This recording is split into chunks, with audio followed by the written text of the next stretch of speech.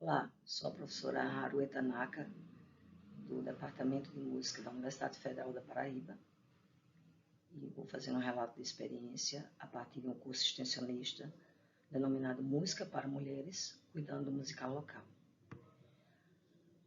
Sou uma mulher de 51 anos, trajando um vestido rendado branco, sem mangas. Ao fundo tem um piano de cauda, marrom claro. Na parede, uma réplica do quadro Os Músicos, de Picasso, e à minha direita alguns pequenos vasos de planta.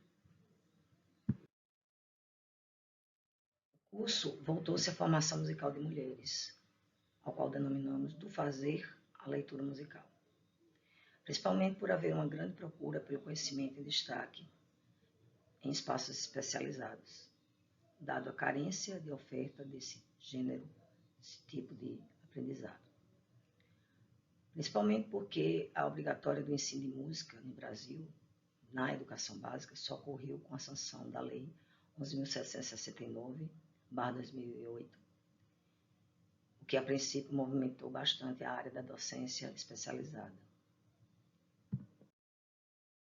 Passando uma linha do tempo desse curso, nós mapeamos aí a criação do grupo de pesquisa interdisciplinar em música, gênero, educação e saúde, o MUCGES, em 2016, e a primeira versão desse curso extensionista, de março a julho de 2019, vindo a pandemia, e posteriormente o segundo ano desse curso, já online, não mais presencialmente, de agosto a dezembro de 2021.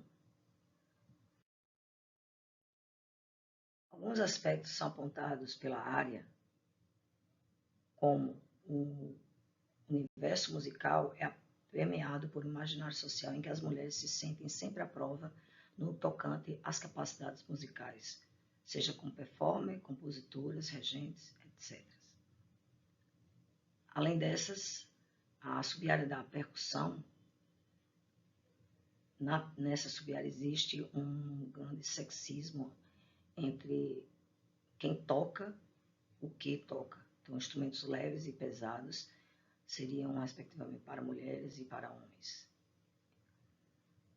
E como se não bastasse, quando há grupos que propõem dar aula apenas para mulheres, também nesse momento, muito em virtude da questão da pandemia, né, as pessoas foram em busca de outros meios para aprender música.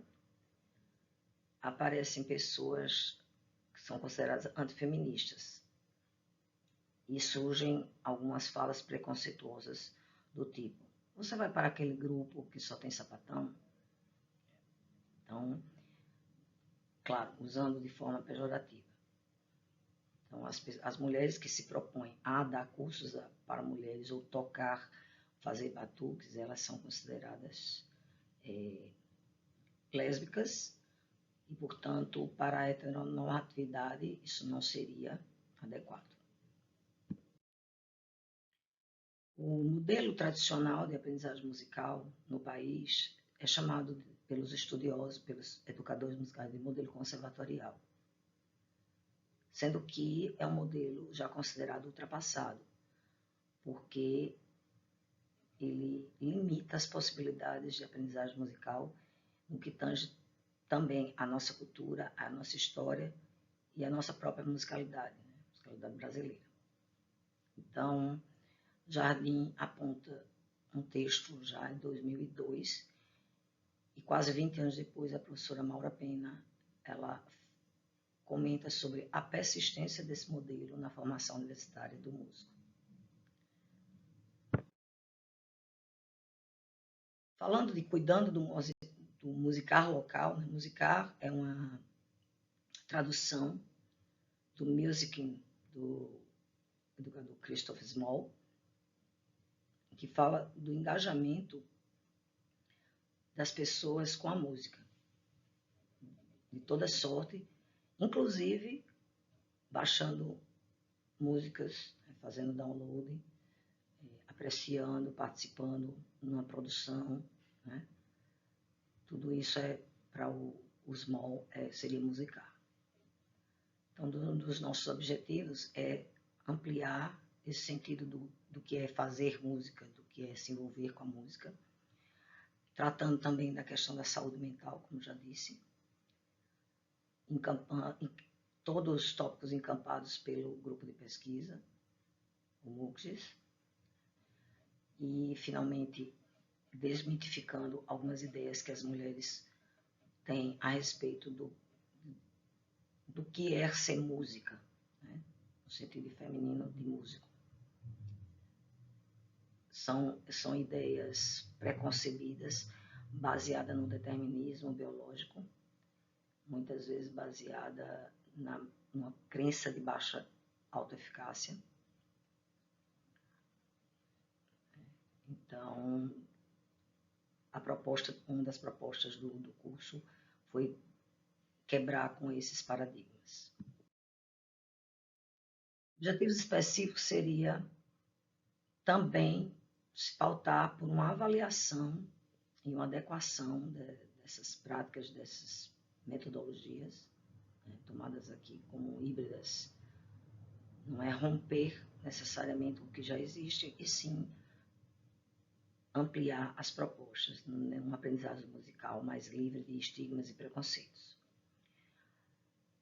Tais objetivos, eles se devem também, foram construídos a partir da nossa participação em grupos de batuques, em nação, em orquestras, e a exemplo do BAC Mulher, né, no combate a toda sorte de violência contra mulheres, racismos e LGBTQIAP+ fobias. Como pesquisadora, nós estudamos a prática de mestres da cultura popular e de suas pedagogias. Epistemologicamente falando, ela se coaduna todas as propostas, e nesse curso, inclusive, do ponto de vista de uma epistemologia feminista e também de uma epistemologia decolonial. Então, aí estão alguns marcos da nossa pesquisa, nossa carreira de pesquisadora, né, digamos assim, sobre gênero. Começou com o livro Diário de uma Ritmista Aprendiz, que foi a dissertação de mestrado. E, em segundo lugar, a tese, Articulações Pedagógicas no Coro das Ganhadeiras de Itapuã. Essas ganhadeiras, elas foram consideradas as primeiras feministas do Brasil.